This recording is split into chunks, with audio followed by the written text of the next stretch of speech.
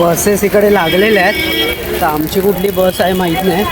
तर ही आपली बस आहे. 10:17 झाली आहे आणि बरोबर निघाली आहे.